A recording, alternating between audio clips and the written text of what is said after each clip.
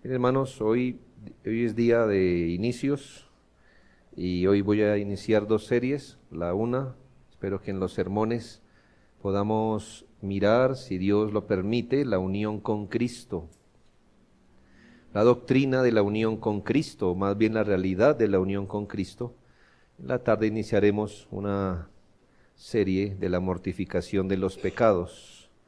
Y en ambas, hermanos, pues, aunque la segunda ya la he dado alguna vez, de todas formas, quiero decirle que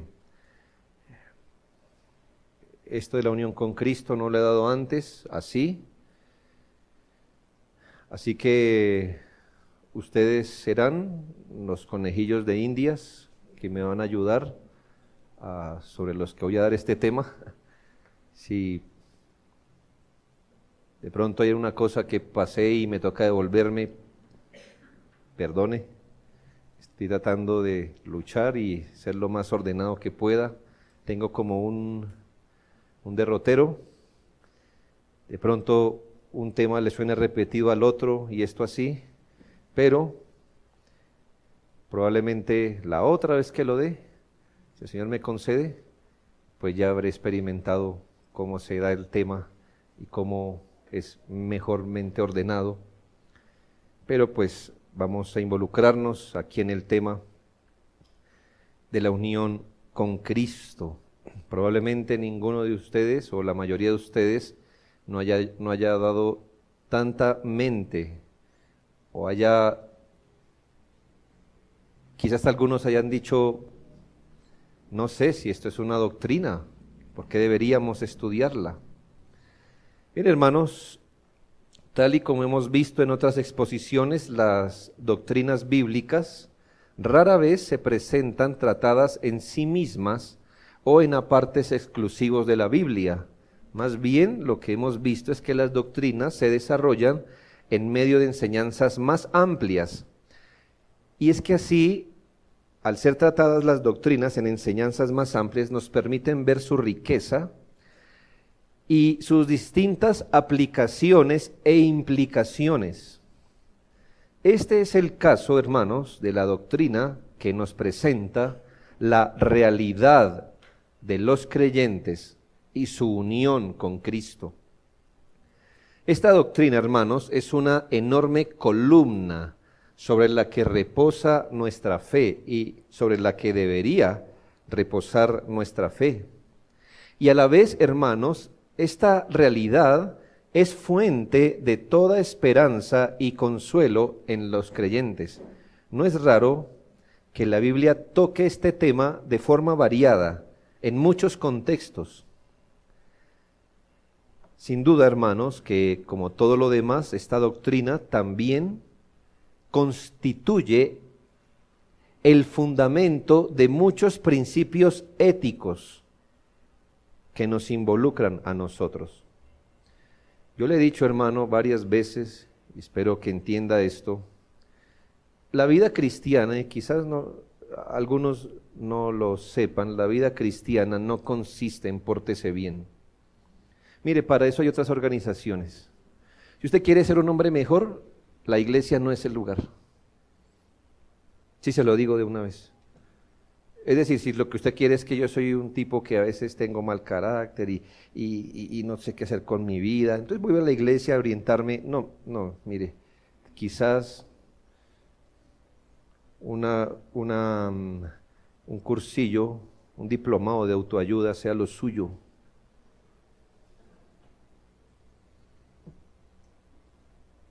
La vida cristiana, hermanos, yo resumiría así: Cristo Jesús vino al mundo a salvar a los pecadores, de los cuales yo soy el primero. El cristianismo consiste en la reconciliación con Dios. Y claro, que la persona que es reconciliada con Dios, entonces muchas cosas pasan en él, en su corazón. Fruto de que es reconciliado con Dios, fruto de que ha sido perdonado en sus pecados, fruto de ello, la persona sí sí experimenta una transformación ética, es verdad, fruto de ello. Entonces sí deberíamos esperar de los creyentes una distinción ética, pero nacida de su unión con Cristo. Es que usted se puede portar bien sin Cristo.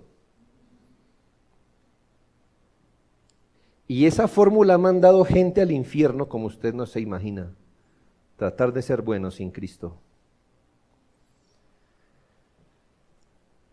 La Biblia sí nos dice, deben hacer esto y abstenerse de esto. Pero usted va a notar que atrás de eso, atrás de ese llamado ético de la Biblia, hay un fundamento mucho mayor.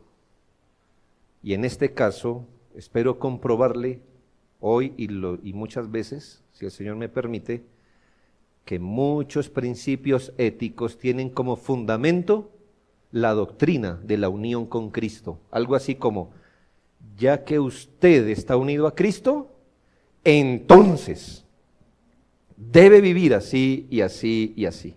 Eso es distinto, hermanos. Entonces quiero hoy empezar a introducir esta doctrina hermosa. Y digo empezar a introducir porque creo que la introducción nos va a llevar un tiempo. Y para hoy espero describirla de forma general, luego quiero definirla y hacer una precisión, luego mostrar algunas repercusiones que vienen al estar unidos a Cristo y finalmente señalaré algunas implicaciones éticas. Lo primero que deseo hacer, hermanos, es una descripción de la doctrina de la unión con Cristo, es decir, ¿de qué estamos hablando? ¿De qué vamos a hablar, hermanos? Mire, vamos a hablar de una doctrina que en la Biblia es central. Todas las doctrinas son importantes, hermanos, es la verdad. Todo es importante, pero sí reconocemos que en la Biblia hay doctrinas centrales para que usted pueda entender el resto. Es como que si usted no sabe eso, yo lo pongo en el ejemplo a los niños, yo no sé si eso funciona hoy o cómo es la educación hoy, pero mire, hermano, si usted, por ejemplo, no reconoce la básica teoría de las tablas de multiplicar, usted no podrá hacer un pocotón de cosas en matemáticas, como dividir, los fraccionarios y más, y cosas más, si no parte de eso, si no entiende cómo 2 por 3 es 6, 2 veces 3, 3 veces 2, no sé, si usted no sabe ese asunto, me parece que es tan central que el que no supere eso, no va a entender de qué trata las cosas. Hay doctrinas centrales, hermanos, para poder entender el resto.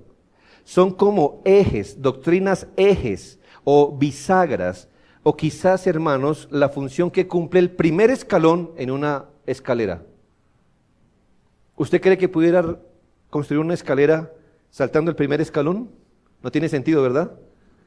Todo está reposando en el primer escalón. Hay doctrinas de ese nivel tan necesarias que a menos que usted las entienda o las reconozca al menos, no es posible entender el resto. La unión con Cristo es una de estas doctrinas centrales, pues en la medida que vayamos identificando y descubriendo más de esta doctrina, va a notar cómo varias realidades de nuestra fe parecen hallar su lugar natural. También, hermanos, reconocemos que en la Biblia hay doctrinas que corresponden al trasfondo. Voy a explicar esto, pero corresponden al trasfondo más amplio de las Escrituras. Son aquellas doctrinas que no necesitan andar reclamando su lugar porque están allí dándole coherencia y cohesión al todo de la doctrina. Bueno, la doctrina de la unión con Cristo es una doctrina de trasfondo. Déjeme explicarle qué quiero decir con doctrina de trasfondo. Que no necesita estar reclamando su posición, no necesita estar diciendo aquí estoy, porque siempre está allí, siendo el trasfondo de muchas cosas. Quizás si pensamos en el oxígeno, Ese elemento vital, invisible, incoloro, insonoro, sin sabor, no tiene que estar reclamando su lugar en nuestra vida. Si nota cómo el oxígeno reclama su lugar en nuestra vida, ni lo escuchamos. ¿Alguno pensó hoy en el oxígeno? ¿No, verdad? ¿Sí nota? Hermanos, ¿pero hay algo más vital que el oxígeno? No hay nada más vital en este momento, y aunque el oxígeno no tiene que estar reclamando su lugar, allí está reinando silente y permitiendo que todo lo demás funcione.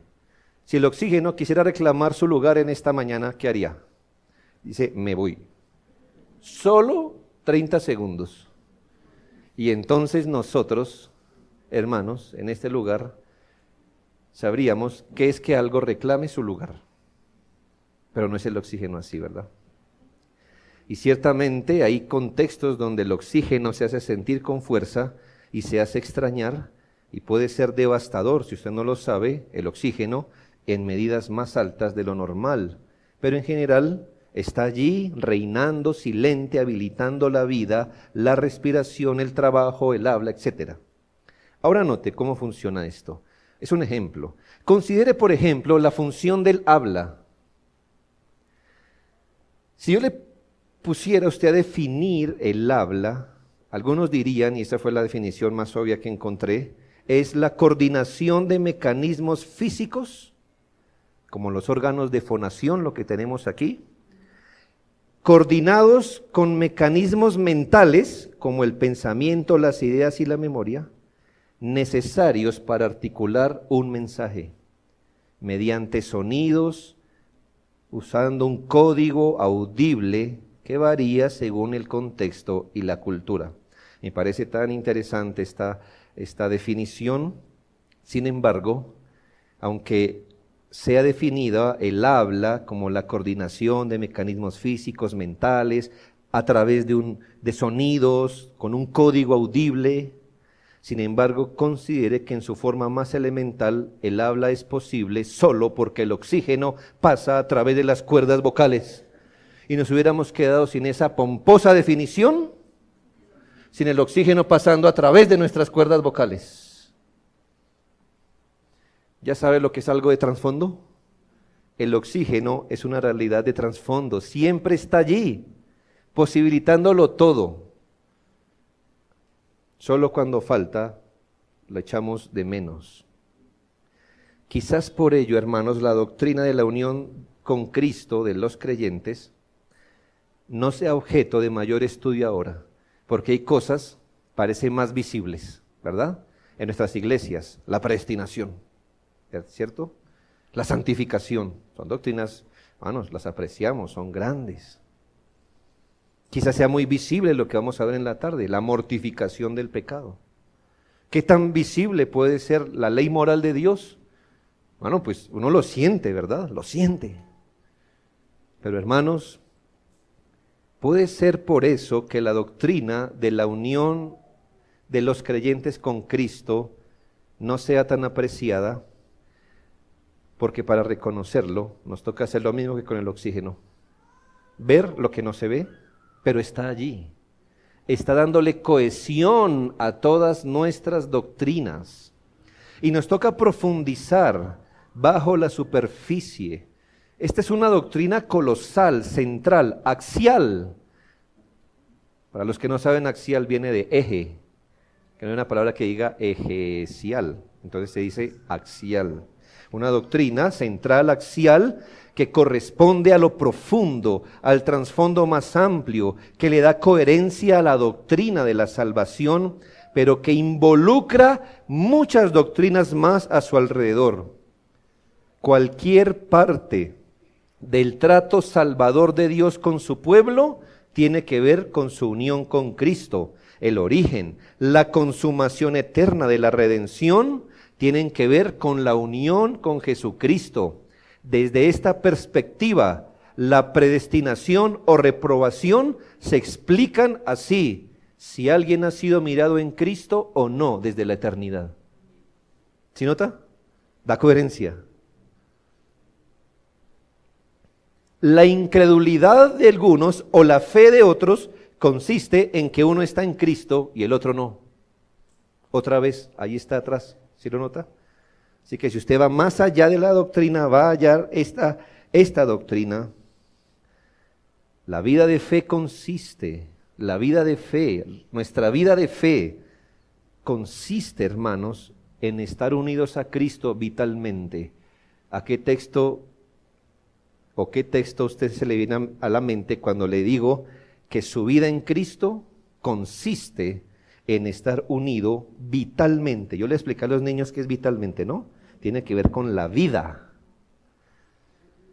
Dice la Biblia, separados de mí, no podéis vivir vuestra vida cristiana separados de mí. Todo, hermanos, tiene que ver allí. Así que voy a definir la doctrina. Es que me siento más llamándole doctrina, porque si es una doctrina, ¿me hago entender? Es algo que uno debe creer, pero es una realidad. Es una doctrina que nos muestra una realidad, pero vamos a llamarle doctrina, pero quiero ir más allá. ¿Cómo definiríamos la doctrina de la unión con Cristo? La doctrina de la unión con Cristo en su base, recuerde que yo estoy introduciendo el tema, entonces es una definición de una vuelta al lápiz en el tajapunta. Todavía nos va a quedar Roma, pero después va a ir sacando más punta. En su base, la doctrina de la unión con Cristo nos afirma que Dios ha decidido dispensar toda bendición salvadora, significativa, eterna, espiritual, solo a través de Cristo y en unión con Cristo. Toda bendición salvadora, toda bendición significativa, eterna, espiritual, Dios ha decidido solo darla a través de Cristo, pero en unión con Él. O sea que usted solo puede acceder a las bendiciones de Dios, como se los expliqué, a través de Cristo y solo si está unido a Él. Unido a Él. No solo a través de Cristo, eso es verdad, a través de Él, pero también si esa persona está unida a Cristo. Si no está unida a Cristo, esas bendiciones no son alcanzables para el individuo. Esto significa que únicamente en unión con Cristo un individuo puede ser bendecido y enriquecido con toda bendición espiritual. Únicamente, hermanos, únicamente. La Biblia usa algunas palabras recurrentes para mostrarnos esta verdad y estoy seguro que usted las ha leído, pero ahora con esta información yo espero que esas expresiones ahora brillen cuando usted las lea. Preste atención en su Nuevo Testamento, sobre todo a las palabras en Cristo, por medio de Cristo, con Cristo, o de Cristo habitando o permaneciendo en los creyentes permaneciendo en Él y cosas semejantes, hacen referencia a esta doctrina. No lo voy a leer todos los textos, hermano, es una tarea que usted pudiera hacer, a los que les gusta rayar la Biblia, para que les resalte algo. Podrían darse la tarea, al menos en las epístolas, ¿verdad?, de subrayar o de encerrar en un círculo cada vez que aparece en Cristo, por medio de Cristo, con Cristo. Y va a notar, usted va a decir, sí estaba ahí la doctrina, sí estaba ahí. Parecía no estar, pero sí lo está. Lo que pasa es que estaba enredada explicando otros temas, pero está siempre allí dándole cohesión. Solo voy a leer algunos textos, así que yo espero que, si usted es hábil para escribir y escuchar, hágalo, pero si no, escúcheme más bien. Romanos 5:10. Cuanto más, estando reconciliados, seremos salvos en su vida. Reconciliados, seremos salvos en su vida. En unión con su vida, seremos resucitados. Romanos 6:5, si fuimos plantados juntamente con Él, es decir, si fuimos plantados en unión con Cristo, en la semejanza de su muerte, así también lo seremos en la semejanza de su resurrección. Hay cosas allí profundas, luego las miramos, pero algo nos pasó a nosotros porque le pasó a Cristo. ¿Y por qué nos pasó a nosotros? Porque estábamos juntamente con Cristo. ¿Cómo? ¿Cuándo? Eso ya lo estudiaremos. Pero el punto es, eso es lo que dice la Biblia, que algo le pasó a Cristo que nos pasó a nosotros, los creyentes. ¿Por qué? Porque estábamos juntamente con Él. Romanos 6:6, sabemos que nuestro viejo hombre fue crucificado juntamente con Él. Esos textos raros, ¿no le parece? Cristo estaba siendo crucificado en la cruz. Nuestro viejo hombre estaba siendo crucificado con Él. Ni existíamos, pero estábamos siendo crucificados con Él, juntamente con Él. ¿Cómo y cuándo? Ya después miramos. Solo quiero que usted mire que esta es una doctrina que está allí. Romanos 8:17, para que juntamente con Él seamos glorificados. O sea que nunca piense la glorificación por fuera de la unión con Cristo, porque seremos glorificados juntamente con Él. 1 Corintios 1:5, porque en Él habéis sido enriquecidos en todo, en toda palabra y en todo conocimiento. Estando unidos a Cristo, vosotros los creyentes, habéis sido enriquecidos en toda palabra y en todo conocimiento. Usted dice, no me parece, yo todavía soy ignorante de muchas cosas. Hermano, eso tiene su explicación, pero por ahora dice la Biblia que al estar unidos a Cristo hemos sido enriquecidos en todo. 1 Corintios 15:22, en Cristo todos serán vivificados. Todos los creyentes serán vivificados en Cristo. Efesios 1:6-7, ese tira la cuerda, hermanos, no al puerto más cercano, sino a la eternidad. Efesios 1:6-7 dice que los elegidos han sido aceptos en el amado. Y es que esa sonda sí se tiró muy lejos, hermanos. Pero si algo nos revela es que su pueblo fue predestinado porque Dios lo vio unido a Cristo. No existíamos. Nadie existía. Y el Señor ya vio a un pueblo unido a Cristo y los aceptó en su corazón por eso, por estar unidos a Cristo. Usted dice, no, yo no entiendo mucho la doctrina de la predestinación, nadie la entiende, hermanos. La verdad, la podemos describir hasta cierto punto, esto nos supera. El punto es, después miramos, pero mire lo que ha pasado atrás. Efesios 1:13, y habiendo creído, fuisteis sellados en Él con el Espíritu Santo. Momento. Es que a veces pensamos, hemos sido sellados con el Espíritu Santo, y eso es verdad, pero el texto dice específicamente, hemos sido sellados en Cristo con el Espíritu. Hemos sido sellados en unión con Cristo con el Espíritu. Difícil, ¿no? Pero al menos dice que ese sello es el Espíritu Santo. Ese sello lo recibimos por estar unidos a Cristo. Efesios 2:10, porque somos hechura de Dios, hechura suya, creados en Cristo Jesús. 1 Tesalonicenses 4:14 y 16. Eso es algo ya escatológico. Dios traerá con Jesús a los que durmieron en Él. Es decir, Dios traerá en el último día, está hablando de cuando los muertos resuciten, Dios los traerá a Él.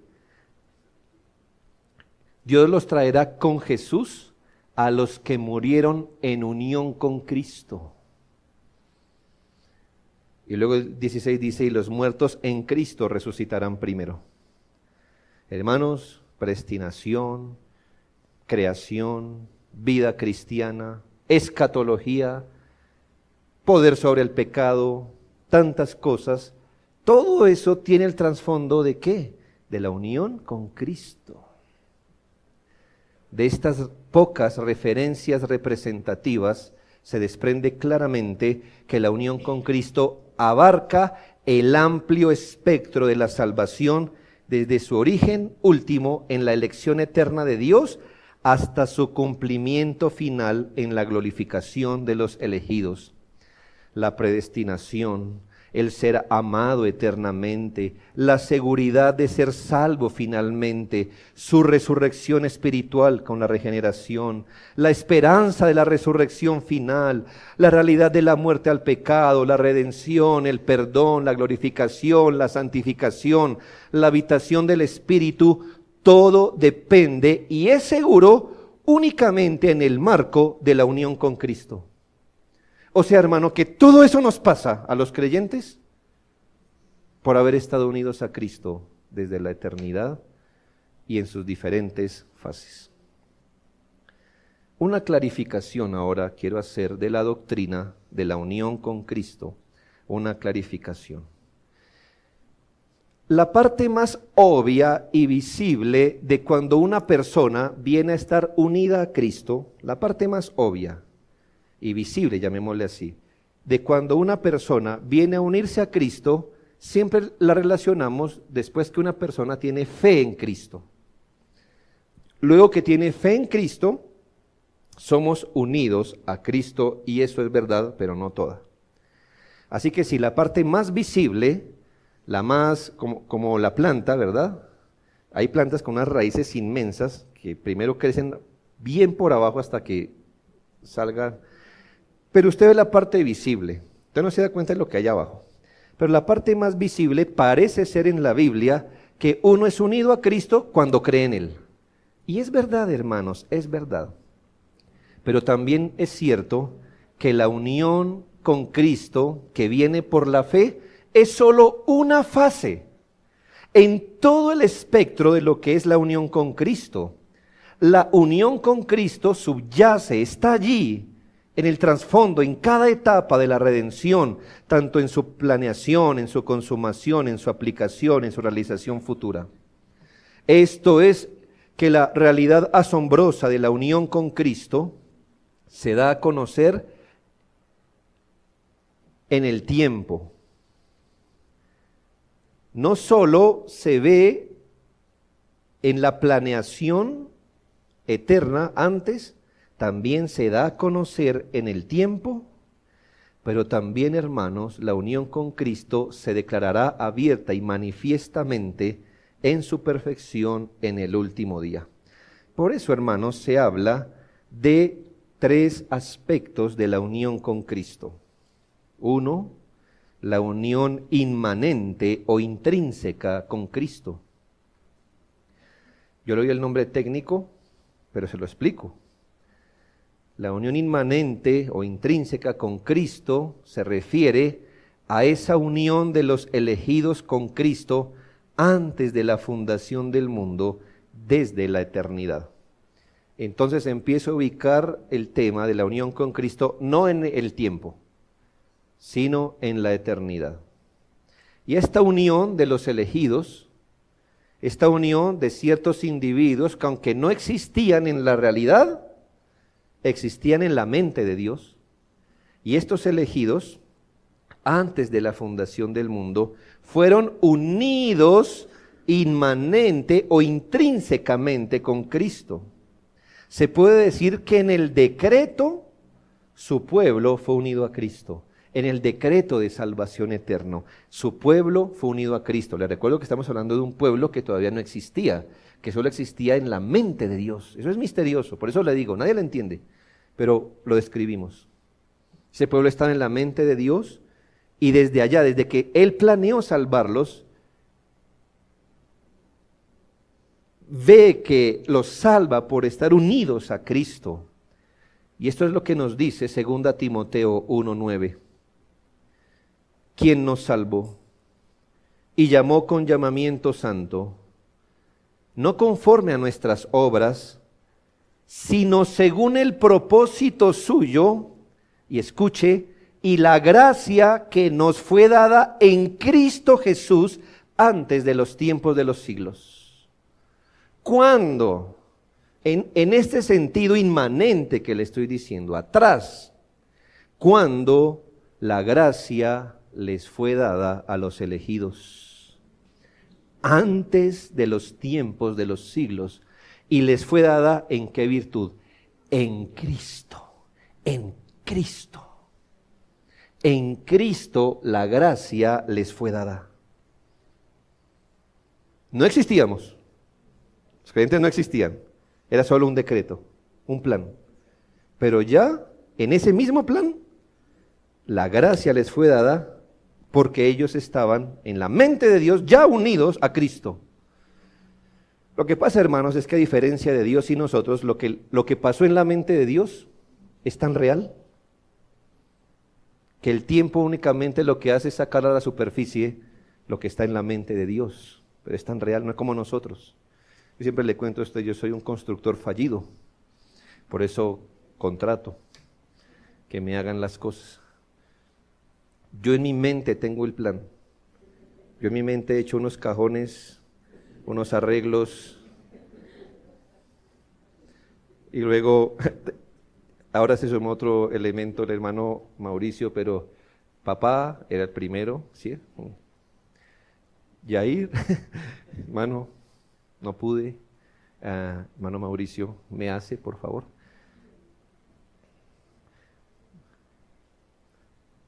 Porque lo que hay en nuestra mente no es tan seguro como va a resultar en el tiempo. No, no es tan seguro. A diferencia de eso, todo lo que pasó en la mente de Dios en la eternidad es tan seguro que el tiempo lo único que hace es sacarlo a la luz. Pero es cierto, así que si Él nos dio la gracia en Cristo Jesús antes, cuando no existíamos, el tiempo lo único que hizo fue sacar a la luz estas cosas. Así que, hermanos, algunos temas que vamos a ver en esta serie van a corresponder a la unión con Cristo allá, atrás, inmanente, eterna. Esto es a la relación entre Cristo y los elegidos como algo inherente en el plan de Dios. Segundo, se habla de una unión transitoria o histórica con Cristo, la más familiar, la que más sentido le da a algunos hermanos, y se refiere a la unión de los elegidos con Cristo, pero escuche, en su muerte y resurrección mediadora.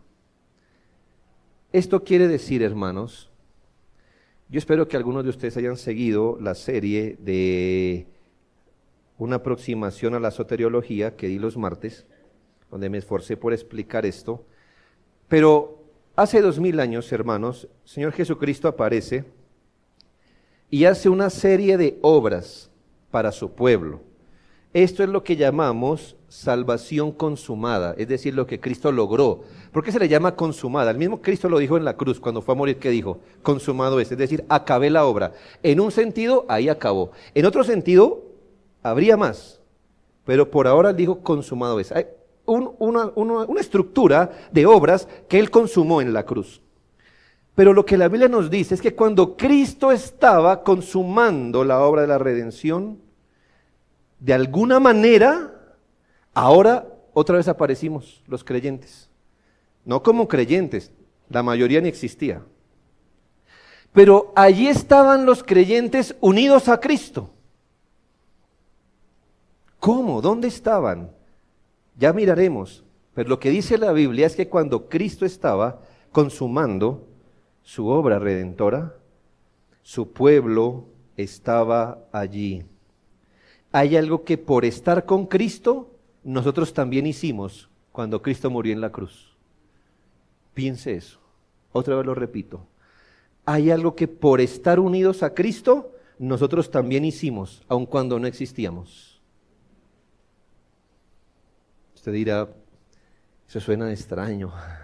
Pero no tanto como Romanos 6, 4 y 5, porque dice, porque somos sepultados juntamente con Él para muerte por el bautismo, a fin de que como Cristo resucitó de los muertos para gloria del Padre, así también nosotros andemos en vida nueva, porque si fuimos plantados juntamente con Él en la semejanza de su muerte, así también lo seremos en la de su resurrección. Básicamente, luego explicamos más, es una introducción. Cristo murió en la cruz. y su pueblo elegido estaba muriendo con él. No por la misma razón, porque nosotros no somos salvadores ni redentores.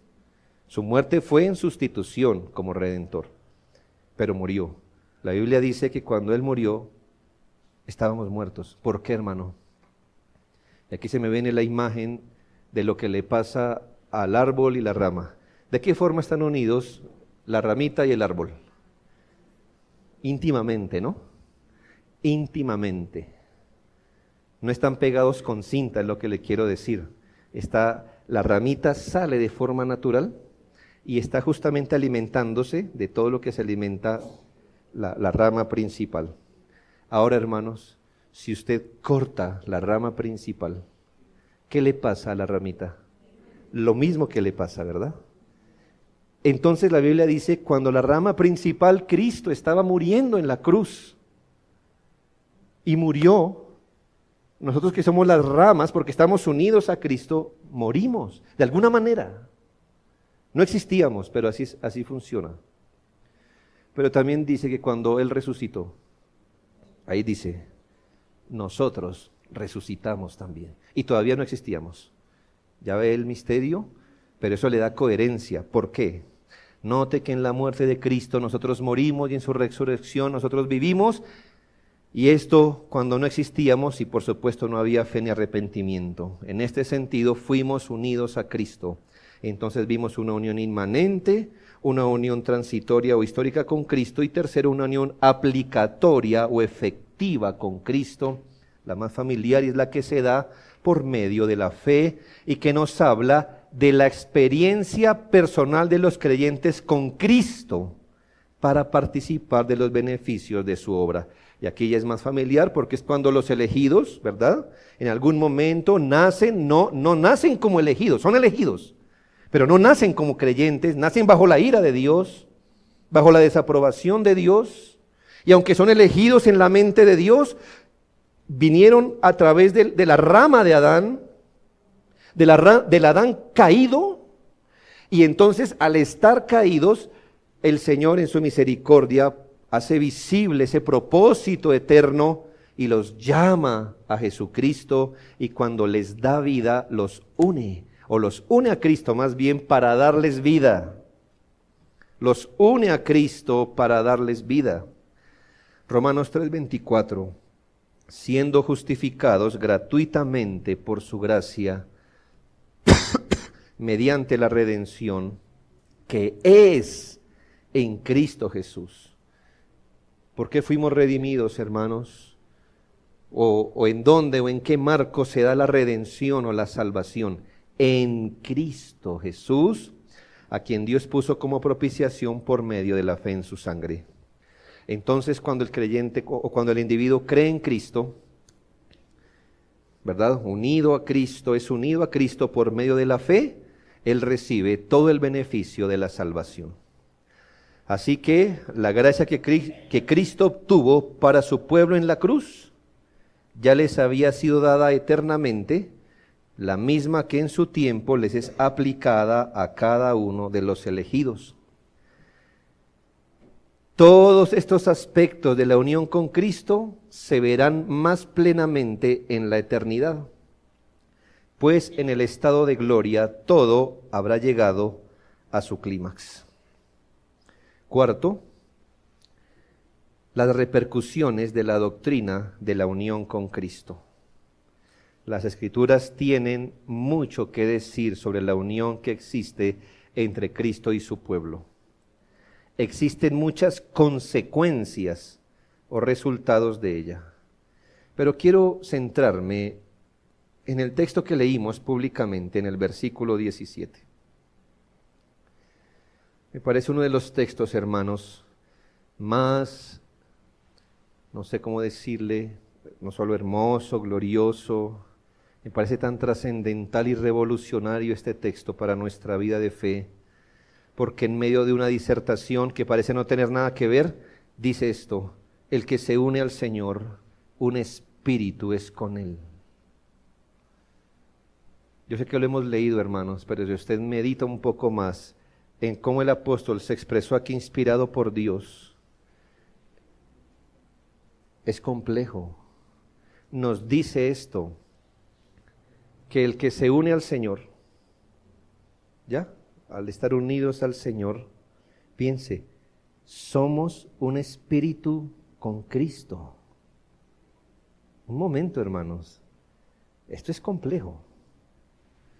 Esto es complejo.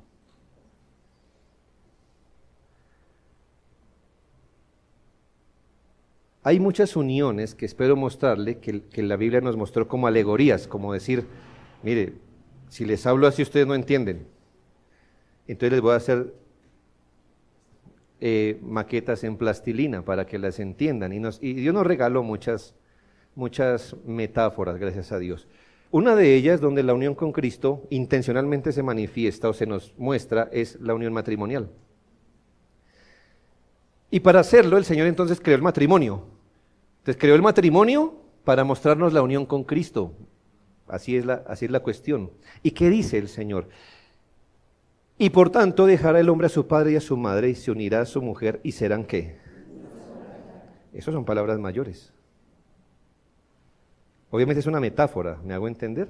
No es que se fusionen creando un siamés o algo así. El punto es este. Llegan a estar tan unidos por su unión física, afectiva, que en verdad hay un grado de identificación tan alto, de amor tan profundo, pero mire los términos, serán una sola carne, nunca dijo un solo espíritu, pero el que se une a Cristo, o sea que la forma como un creyente está unido a Cristo es muchas veces más alta que como un hombre está unido a su propia esposa. Y eso ya es decirle, cuando usted se une a su esposa, hay una unión real. Y cuando Dios desgaja a uno de los cónyuges, mire, el que queda va a sentir literal el vacío, porque la unión era real, pero solo dice una sola carne, pero con el Señor es más allá.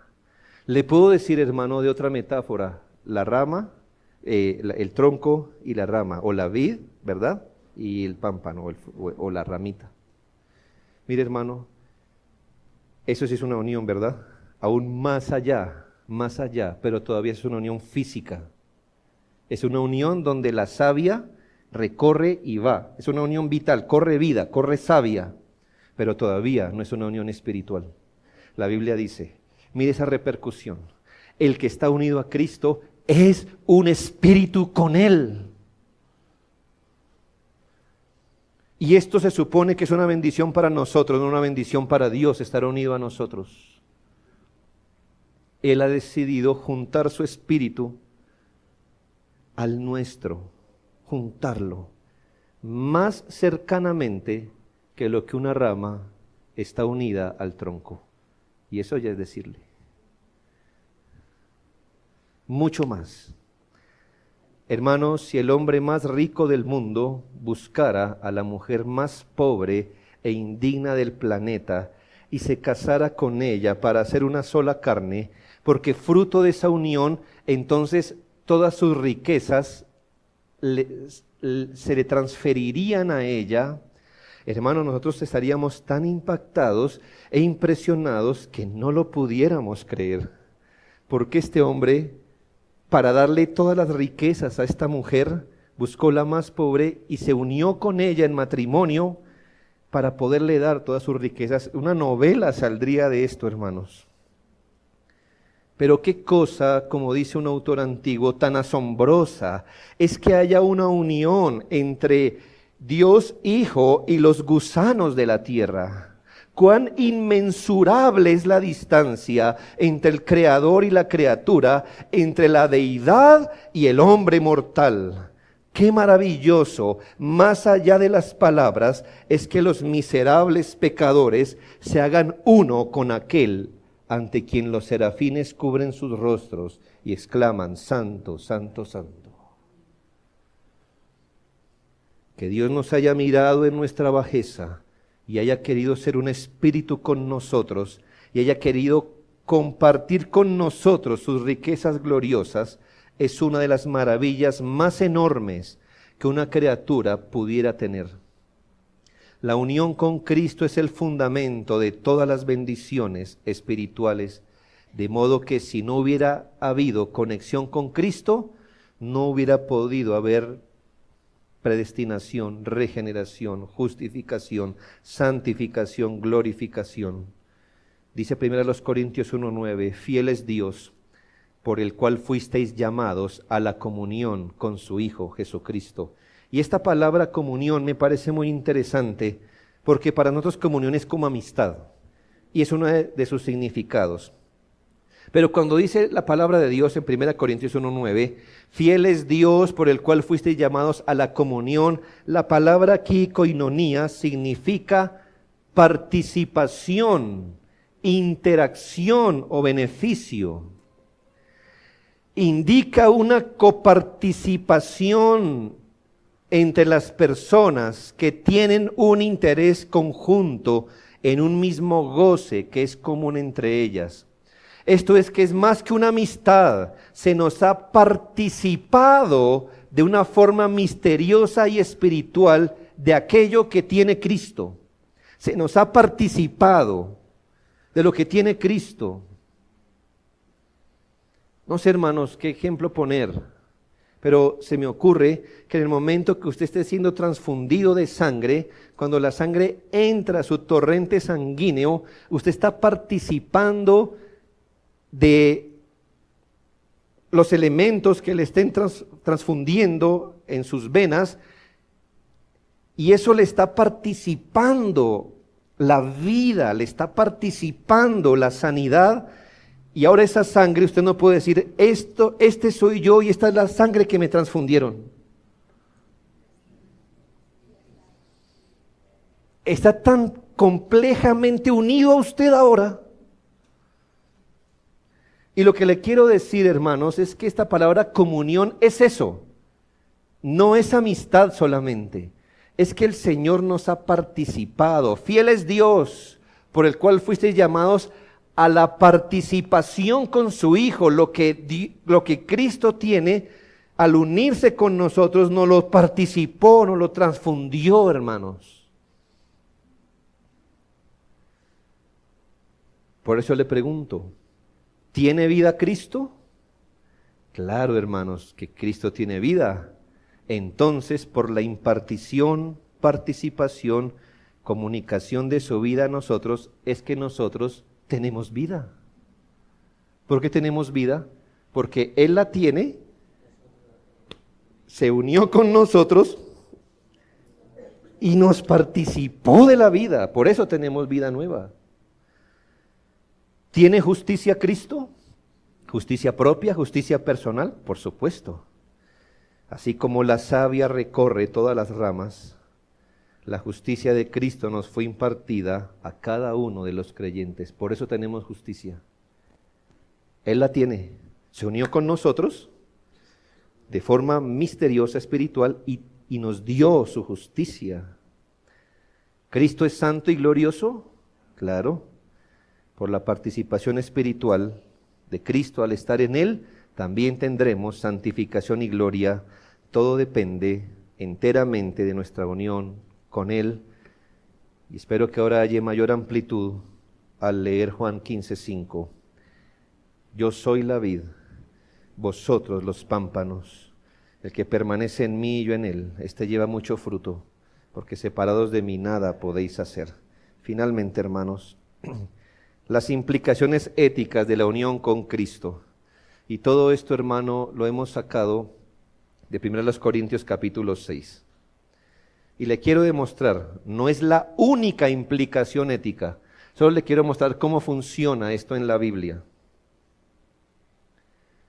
¿Por qué el apóstol trajo a colación el versículo 17? Es lo que le quiero decir. ¿Cómo surgió ese versículo 17? De decirnos, el que está unido a Cristo, un espíritu, es con Él. ¿Por qué lo trajo a colación? ¿Y para qué este pastor hizo esto? Como toda doctrina, el apóstol la trajo a colación como gran fundamento para que los creyentes vivamos para el Señor y huyamos del pecado. Note, hermano, que las exhortaciones éticas, según el apóstol, no se dan al mirar solo la ley o solo lo que la ley demanda. Es decir, el apóstol Pablo en 1 Corintios capítulo 6 no estaba diciendo, hermanos, y recuerde lo que la ley dice. El apóstol no solo lleva nuestra mirada a la ley, de obvio que está, cuando él dice ciertas expresiones, de obvio que esas expresiones las está sacando de la ley, obviamente. La ley la dio Dios. Lo que le quiero mostrar es que hay una visión de la ley moral que es sustentada por un trasfondo mayor. Y esto es a lo que apela el apóstol. Mire lo primero que hace el apóstol. Algo así como, él no está diciendo, mire, yo les quiero explicar la doctrina de la unión con Cristo. ¿Y ya la entendimos? ¿Ya la entendieron? Bueno, cierren sus cuadernos y váyanse para la casa, tienen un 10 en la materia. O en 8 días les hago un examen. No, esto tenía que ver con algo profundo. Primero, él usa esta doctrina para exhortar a los creyentes a huir del pecado. Para huir del pecado. Primero los Corintios 6:9 está dando una exhortación, usted la leyó públicamente, pero dice, y acompáñeme en este recorrido para que le haya sentido. Entonces empezamos desde el versículo 9, ¿no sabéis que los injustos no heredarán el reino de Dios? Luego, hermanos, el apóstol empieza a enumerar los pecados sancionados en la ley moral, por eso le digo que él hace relación a la ley. Versículos 9 y 10, recuerde que estos personajes no heredarán el reino de Dios. ¿De dónde sacó ese código moral el apóstol? Pues de la ley, hermanos, que sanciona esto. Pero fundamenta esta exhortación en el versículo 11, y esto erais algunos, mas ya habéis sido lavados, ya habéis sido santificados, ya habéis sido justificados en el nombre del Señor Jesús y por el Espíritu de nuestro Dios. Queridos hermanos, dice Pablo, ustedes no pueden andar así, porque ustedes han recibido una salvación en Cristo Jesús. Es decir, ustedes están unidos a Cristo. Y por eso, de ustedes ya se puede decir que esto eran, no que lo son ahora. Estas cosas feas que acabo de describir, esto eran ustedes, ahora han sido salvos en Cristo. Note los llamados de los versículos 16 al 18.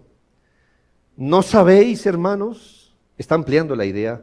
Que el que se une al Señor, o no sabéis que el que se une con una ramera es un cuerpo con ella, porque dice, los dos serán una sola carne. Hermanos, pero el que se une al Señor, un espíritu es con él, entonces huid de la fornicación. Eso suena mejor que decir, la ley lo dice, ¿no cree? Por eso predicamos el Evangelio y no la ley, como principio de cambio radical en la vida. La ley, aparte de demostrarle su condición, no puede hacer nada más. Por eso el apóstol dice, mire lo que dice la ley. Ahora piense eso. Ya que ha sido unido a Cristo y usted ha sido un espíritu con Él, por eso usted debería huir de la fornicación. Ese es el fundamento ético más poderoso y revolucionario. Porque lo que está diciendo es que la persona que es un solo espíritu con el Señor, que está unida a Cristo por la fe en Él, que es un solo espíritu con Él, esta persona, ¿cómo pudiera vivir regocijándose en su espíritu de un pecado? si es con su espíritu, con el que está unido a Cristo. ¿Me hago entender? Hermanos, estás unido a Cristo. No estás unido a una ramera, sino a Cristo. Si esa realidad no te mueve a huir de la fornicación,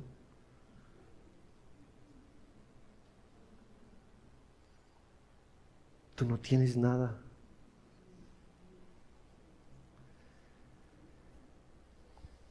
¿Por qué un creyente debería huir de la fornicación? Pero aquí él solo tomó un ejemplo. Pero ¿por qué también debería huir de la avaricia, del mal humor en su corazón, del rencor, de la ira, de la falta de dominio propio, de las contiendas, de la rivalidad? ¿Por qué? Por el mismo principio. Porque somos uno con el Señor. El apóstol dice: hermanos, esta no es la savia que corre dentro de vosotros. La savia que está corriendo dentro de vosotros es el Espíritu del Señor, no es la savia del pecado. Eres uno con el Señor, entonces vive como quien está unido en el Espíritu, en el Señor. Usted tiene que traer a Cristo a sus pecados, porque ellos ya supieron cómo saltar por encima de la ley si no se ha dado cuenta. ¿Sí o no?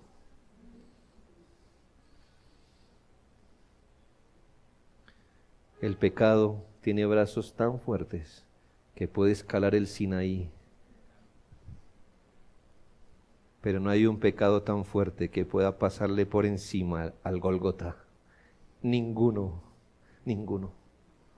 Por eso el apóstol dice: recuerde que ha sido unido a Cristo, huid de la fornicación, como pudo decir cualquier otro pecado. La segunda implicación ética, versículos 13 y 14. Pero el cuerpo no es para la fornicación, sino para el Señor, y el Señor para el cuerpo. Y Dios, mira, aunque no diga en y cosas así, pero va a explicar la doctrina.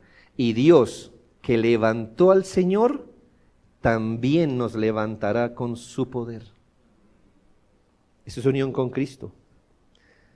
La segunda implicación ética es un llamado a vivir para el Señor. Ya que Dios levantó al Señor y también nos levantará con su poder, vive para el Señor, es lo que está diciendo el apóstol. Nuestras vidas, nuestros cuerpos son del Señor y para Él.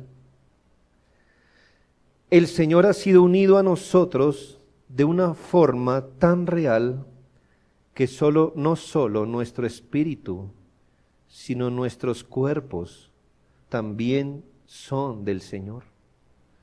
El mismo Señor unido a nuestro espíritu, que puede reclamar propiedad sobre nuestro espíritu, también puede reclamar propiedad para el cuerpo, y por eso dice: el cuerpo no es para la fornicación, pero también el cuerpo no es para la ira, para la contienda, para la falta de dominio, para la pereza, para la avaricia, para la mentira. El cuerpo no es para eso, sino para el Señor.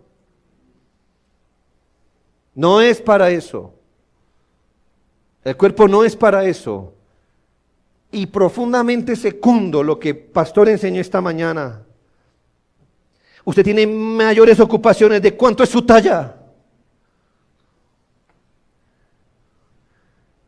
Para ahora volvernos a esclavizar a asuntos de coma o no coma. Usted tiene mayores cosas que pensar, y yo también. Y son las cosas que pasan atrás de nuestra piel.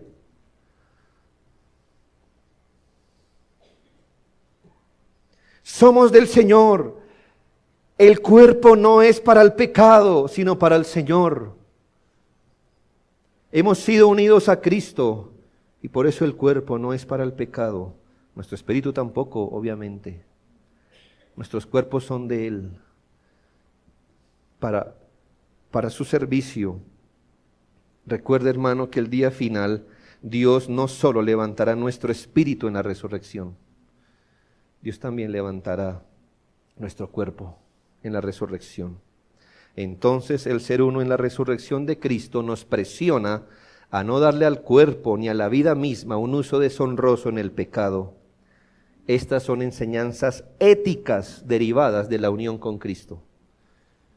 Entonces, claro, hermano, el espejo sirve. No voy a romper el espejo de la ley. No diga, no, tú ya. No, venga.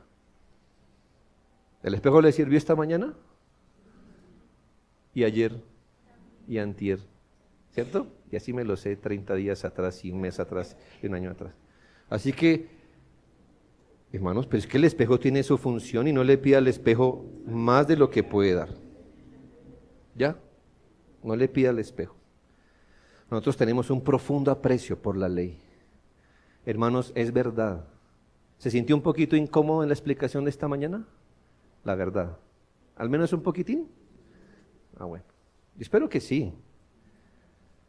Porque cuando la ley alumbra, ¿sabe qué hace la ley? Empieza a buscar detrás de cada piedra. Y usted no sabía que detrás de esa piedra estaba la codicia. ¿Cierto? Te decía, ve, yo había mirado hartas veces por aquí y no había encontrado esta madriguera. ¿Qué hizo la ley? Mire, es una madriguera, eso ya hizo cama, ¿verdad? La figura del puercoespín fue tierna para lo que hace el pecado en nuestra vida. ¿No es la verdad? Hermano, no es un puercoespín y no está echando afuera conejos. Es una cosa horrible que está desplazando la vida de Dios en el alma. Pero después de alumbrar, la linterna no puede hacer nada. Es cuando los asuntos del Evangelio deben ser traídos, porque solo el Evangelio puede tratar con el pecado desde su raíz. Y consideraciones como estas nos van a ayudar. Soy uno con Cristo. Tengo una unión con Él más solemne, más íntima, más profunda que la que tengo con mi esposa. Y yo no usaría mi cuerpo ni mi mente para deshonrar a mi esposa, lo procuro, Dios nos ayude. Pero como mi unión con Cristo es mayor que la que tengo con mi cónyuge, por eso debo huir del pecado. ¿Me hago entender? Y con esas consideraciones, el pecado puede ser expulsado. Al menos un día, al menos hoy, mañana, entonces haremos lo mismo. Finalmente, hermanos, la unión con Cristo y su iglesia es tan real, tan vital, tan íntima, que Dios nunca ha considerado a Cristo separado de su iglesia. Hay una unidad tan indisoluble entre el Redentor y los redimidos, una identificación tan absoluta de intereses entre ellos, que el Padre de misericordia nunca nos ha visto separados de Cristo. Nunca vio a Cristo como Cristo sin ver su cuerpo, porque nunca el Padre vio la cabeza sin tampoco contemplar su cuerpo. Por eso el Espíritu Santo se ha deleitado en enfatizar esta doctrina. ¿Está unido a Cristo? ¡Qué enorme beneficio tiene usted! ¿No lo está? Ponga su vida por medio de la fe en manos de Cristo y ruegue ser unido a Él. Mientras tanto, usted es solo una rama seca que deja pasar el tiempo mientras se marchita y muere. Venga por la fe a Cristo, únase a Cristo, espere en Cristo más allá de esta vida.